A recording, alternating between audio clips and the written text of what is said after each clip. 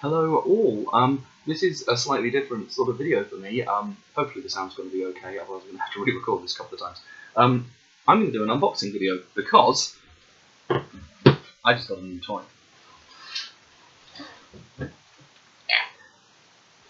It's a Boss Katana amp. It's the 50-watt version. I've just picked it up from the lovely retailers at PMT in Norwich, who I recommend going to visit very much because they're very nice people and they sell you very nice equipment and toys. So yeah, I'm going to open this and we're going to see what it looks like inside. So safety first when unboxing things. I have got only the dullest and bluntest of my kitchen knives to open this with, and I've put my mic on a little, a very professional stand here composed of books. And I think that makes us just about ready for an unboxing.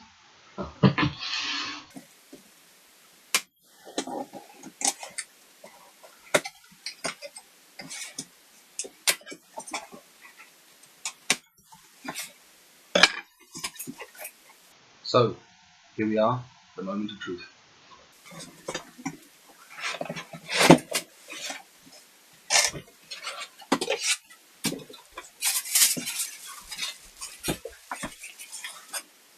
So, inside your Boss Katana box, handy cat toy, you will find one Boss Katana 50-watt amplifier. Isn't it pretty? Anyone who has ever seen my pedal board, I'm probably going to do another rig rundown for myself. I'm basically sponsored by Boss at this point. This is just the latest in a long line of products that Boss and Roland have supplied for me. My first ever electric guitar amp was actually a Roland Cube as well, so literally this is a lifelong thing for me. So, according to... we'll do that later, because you also get a power cable, yet another kettle lead to add to my just astonishingly huge collection of kettle leads at the moment. This was quite long though, which is nice, because a lot of my kettle leads are embarrassingly short. You also get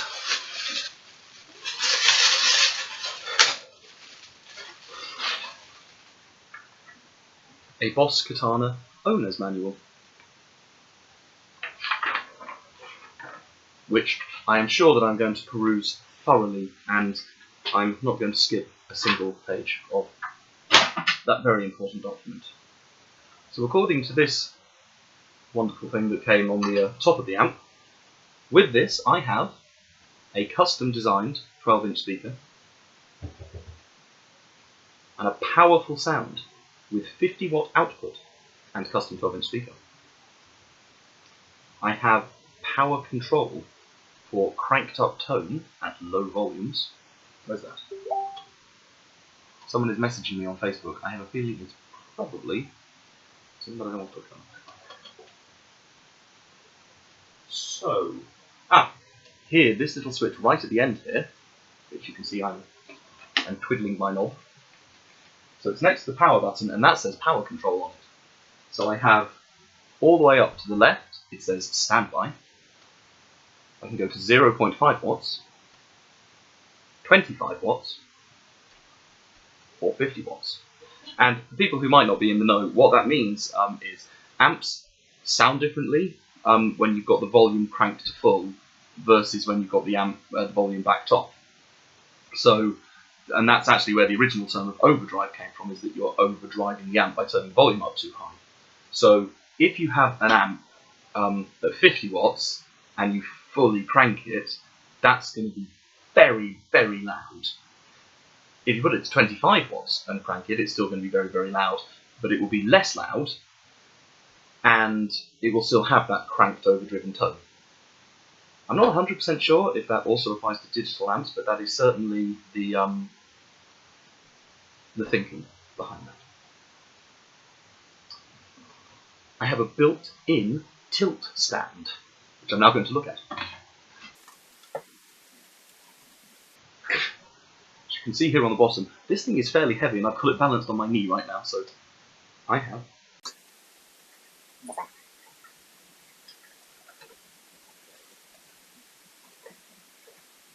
Well, I don't know how it works, but there's a tilt stand there.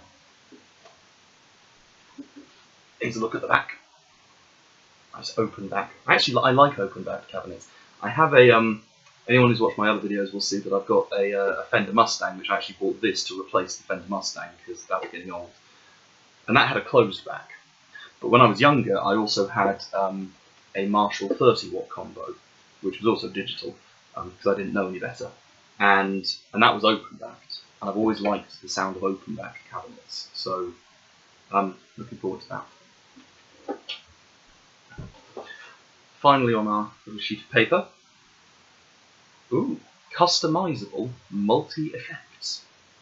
Over 50 Boss effects types available via USB with Tone Studio. But it also has built-in factory effects. So what you get when you so it has a little effects panel here, and you can choose a booster or a mod, delay and effects, and reverb. And the effects that you have, so the booster and mod, you've got the blues driver, and you've got the Boss chorus. You've got the overdrive and the flanger, and then you've got the distortion, which I'm assuming is the DS1 distortion, and the phaser. Funnily enough, I have all three of those pedals. I've got a blues driver, a OD1, and the DS1. I also have the chorus, but I don't have the flanger or the phaser, because I don't use the flanging or phasing effects, but I might start. In delay and effects, you've got just what says digital. That's the delay. So digital delay, and the effect is tremolo, which my band does all about a broken dream, so that might come in handy. You've got analog delay and T-wah. I'm assuming that's the like the touch wah, the one that works off how you hit it rather than having a expression pedal, which I've never used ever, one of those. So I'll try that. And then finally you've got tape echo and an octave effect. I've got an octave effect. It is. And finally you've got your three types of reverb, which are very standard: plate, spring, and hall. Also, katana means sword in Japanese, a symbol of honor and precision. So that is everything that came in the box. So here's the final bit before we get to actually playing this thing and having some tony goodness. I sound way too much like Rob Chappers when I do that. Anyway, so I'm just going to quickly run over what's on the back panel here. I've got it lying on its front here. So on the back, you've got the foot control, the expression pedal, selector, channel 1, channel 2. You've got a USB for if you like that sort of thing, I guess. You've got the phones and the recording out, so the emulated line out, which I'm curious how that sounds, because on my Roland Cube, which obviously my Roland Cube is 16 years old, the emulated line out is not that great. It makes it sound sort of boxy, is the only way I can describe it. Hopefully the technology is common in 16 years. And finally you've got the aux in. So that's on the top bit. Also you've got obviously the bit where the power kettle lead plugs in. So let's get to the control panel. So start over here with the input, lovely Katana 50 in the logo, and then you select what sort of amplifier you want. I'm actually not entirely sure if these are modelled on anything or if they're just sort of Boss standards, but obviously at the bottom, yes, that is right, you've got clean at the bottom, then it goes up to crunch, lead, and brown. Oh wait, I was wrong. At the very bottom, you've got acoustic, then you've got clean, then you've got crunch, then you've got lead, and you've got brown. So I tried this out in the shop obviously before I bought it. Honestly, I found that for me the acoustic tone didn't sound very acousticy, but I was using a Les Paul with full humbuckers, so I'll try it with a single coil as well and see if that helps anymore. The brown tone was a lot of fun, very sort of dirty, distorted goodness. So then we've got the gain. So obviously, if you know how an amp works, you know how the gain works. Got the volume. Got your equalizers, bass, middle, treble. So again, all just very standard. And this is what I like about Boss products, is that you don't need any of this stuff. You can get a lovely sound with this. Just I want a crunchy amp that's sort of crunchy but not too crunchy. Lots of volume, lots of bass, very little middle treble, and then boom, that's a sound you can play with. Like this would work, and that's why I like Boss, because as well as all of this stuff, they keep it simple over here. Like with my Fender Mustang, when you go to a preset, you've then got to fiddle with everything to make it the sound that you want, unless you preset your own sounding. With Boss, you don't have to do that. You just go, click, it's a crunchy amp now. Go. So that's what I like. That's why I bought this. Then we've got the effects panel. So you've got a button, which will go 3 colours, red, orange, or green. Which, when I showed you the little piece of paper with the amp settings, each one of those goes to a different colour. And then the booster is on the left, and the mod is on the right. So you can, as far as I'm aware, you can only have either the booster or the mod, and either the delay or the effect, and then the reverb. But you can have like the booster and an effect and the reverb on all at the same time. So that's sort of, it's a bit of a trade-off, but I think it's entirely acceptable. So then the booster's sort of volume and the effect, the level that it's in the mix. And then you go over, once you go past the halfway point, that's how much the mod is in the mix. Very clever little design. So booster and mod, delay and effect, reverb.